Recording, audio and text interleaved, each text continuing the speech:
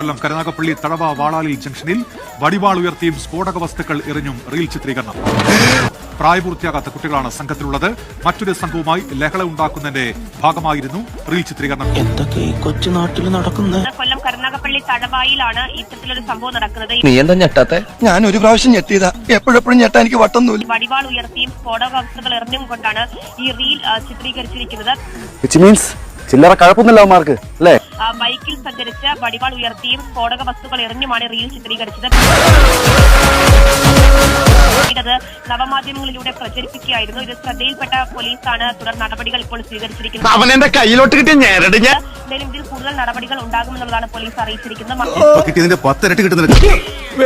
മാത്രമല്ല പ്രായപൂർത്തിയാകാത്ത കുട്ടികൾക്ക് വാഹനം നൽകിയവർക്കെതിരെ അടക്കം നടപടികൾ സ്വീകരിക്കും.